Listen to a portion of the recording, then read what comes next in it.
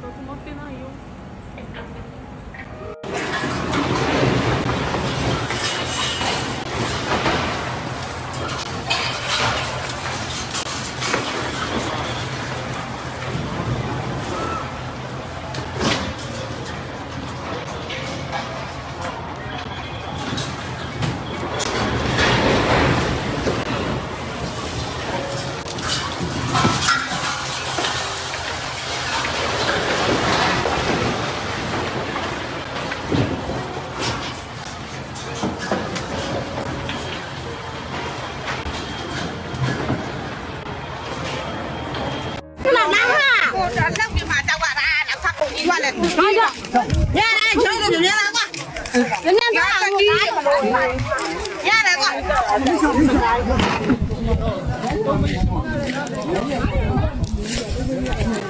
？mà chiếu chiếu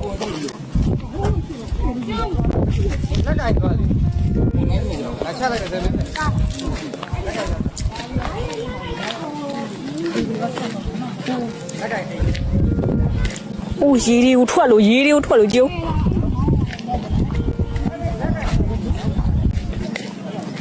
အောက်ထဲမှာမြေကြီးထားတဲ့အချိန်နဲ့ဝါတယ်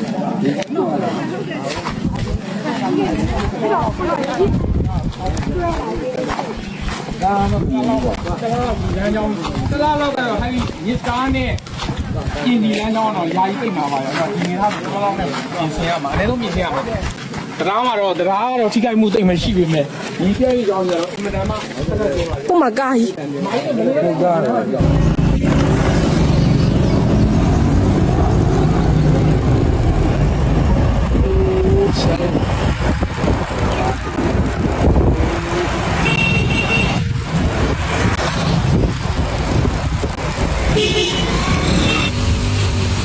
ဒီထားကြီးဘာမှမဖြစ်ဘူးနော်ဟမ်ဒီဘာမှမဖြစ်ဘူးအောင်စစ်တာခိုင်းတော့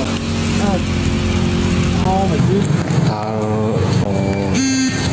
ရွှေကြရကနေဒီကန်တော်ကြီး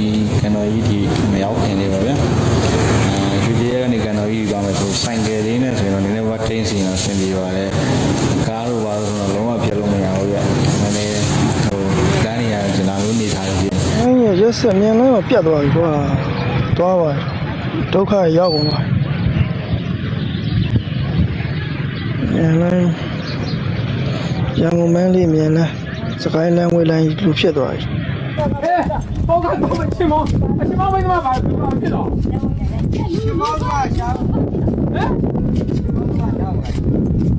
ကွာတရားပြည့်လို့လည်းနေကဲဒီတော့ရကောင်လေးကြည့်လို့ရဒီကအင်္ဂလိပ်လို28ရက်3လပိုင်း2025ငလင်လုတ်သွားတဲ့အချိန်ဒီမှာဗျာဒါလေးကတော့ကျွန်တော်ပြည်သားအဝင်း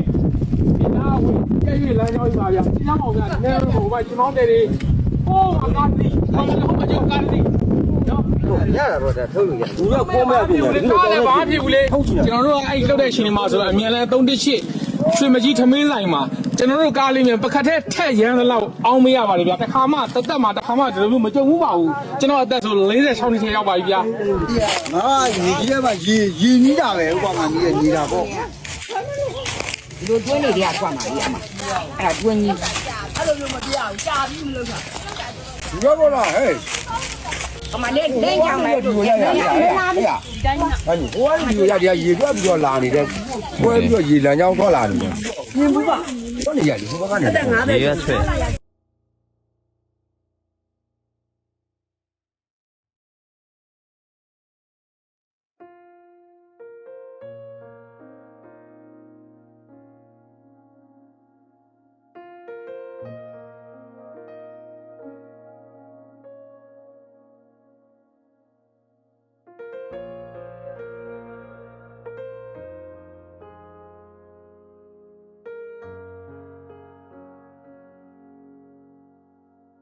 你知道世界上最能抵抗地震的建筑材料是什么材料吗？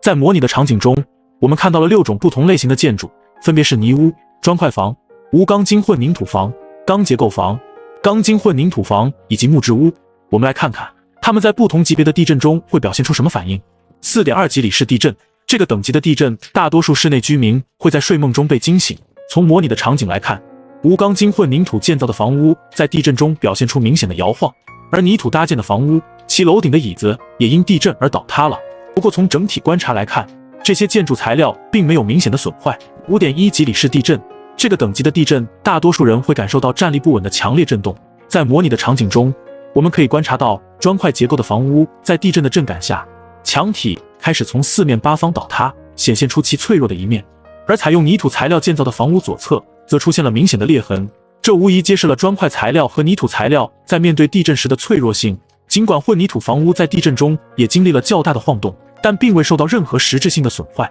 5.6级里氏地震虽然0.5级的增加看似微小，但其破坏力却已经跨越了一个重要的阈值。这一级别的地震在砖块和泥质结构的房屋中，其影响尤为显著。在模拟的场景中，6栋建筑都出现了显著的晃动，砖块和泥土建造的房屋无法抵挡地震的强大力量，纷纷倒塌。即使是由混凝土建造的房屋，其墙体也难以幸免，开始出现了裂缝。里氏6.1级地震，面对这个级别的地震，大部分的房屋将出现不同程度的损坏，多数人行走时会感到行走困难，身体摇晃而颠簸。在模拟的画面中，无论是泥质房屋还是砖块结构的建筑，都难以抵挡地震的威力而坍塌。而混凝土建筑虽然相较于其他2种材料在地震中表现得更稳固一些，但也无法承受这一级别的地震。另外3种材料的房屋，虽然室内家具在地震中出现了明显的摇晃，但幸运的是，这些房屋的结构依然坚固，没有出现明显的损坏。里氏6.8级地震，这个等级的地震对于那些正在行走的人来说，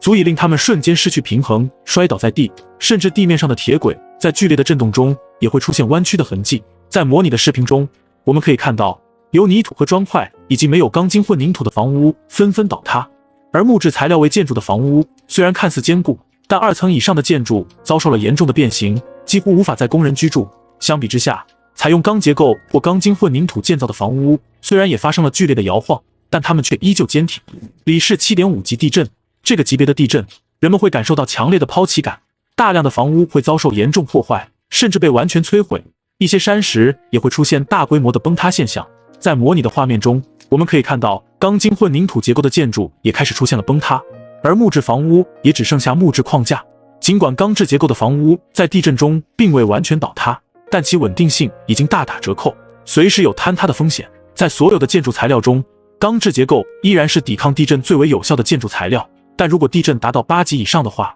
无论是什么建筑材料都将会遭受毁灭性的损毁。这让我们深刻认识到地震灾害的可怕程度。